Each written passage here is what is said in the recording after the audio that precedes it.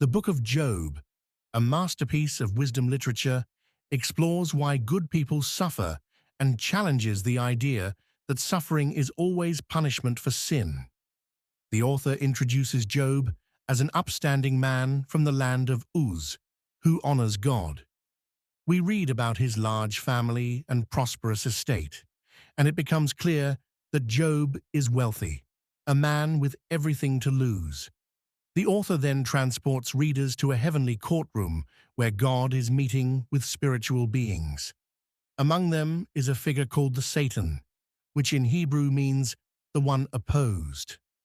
God presents Job as an admirable and righteous man, but the Satan dismisses this, saying that Job only serves God because of his blessings and protection over Job.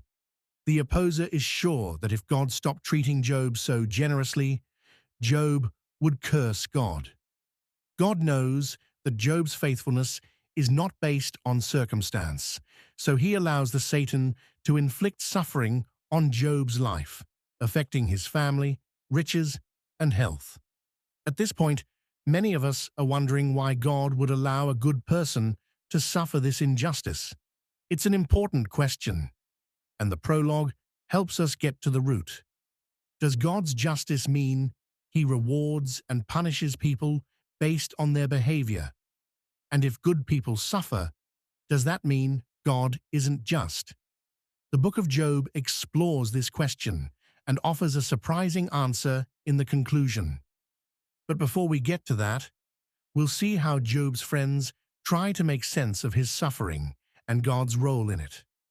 Through intense poetic dialogues, Job questions God's justice after losing his family and wealth, ultimately learning to trust in God's wisdom, which transcends human understanding of fairness. The Book of Job opens with a curious courtroom scene where the Satan, or the accuser, challenges God's way of rewarding righteous people like Job. The Satan says that Job is only acting righteous because of God's generous provision. But if God were to let him truly suffer, then Job's true character would emerge. God rejects that idea, saying Job will continue to live faithfully even in the face of intense suffering. Dialogue of Job and his friends. Chapters 3 to 37 are full of dense Hebrew poetry that helps readers visualize a heated debate between Job and his friends, Eliphaz, Bildad, and Zophar.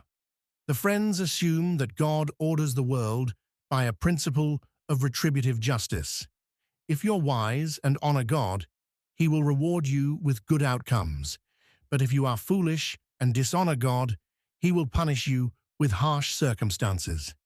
As the friends witness Job's suffering, they conclude he must be guilty of wrongdoing. Job defends his integrity. While he agrees that bad deeds deserve punishment, he knows he's innocent. So he speculates that God must be punishing him without cause. The friends passionately disagree, insisting that Job must have done something wrong. Job and his friends argue back and forth in 3 cycles, found in chapters 13 to 14, 15 to 21, and 22 to 28.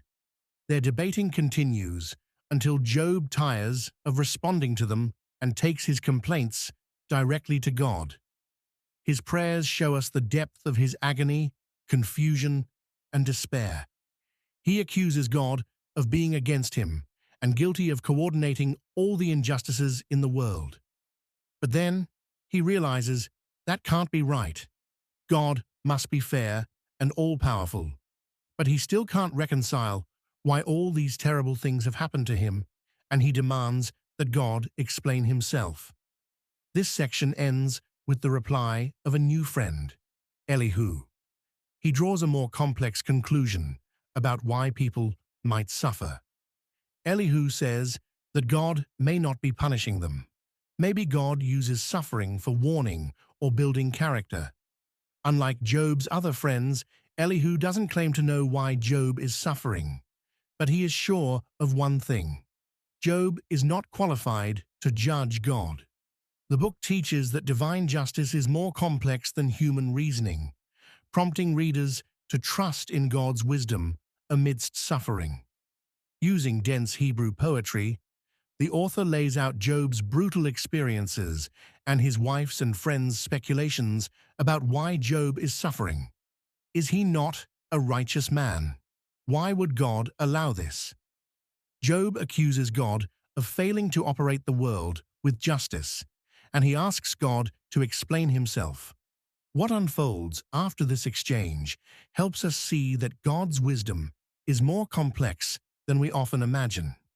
The big idea, God's wisdom, goodness, and justice, transcend our assumptions about fairness and push beyond the limitations of human reasoning.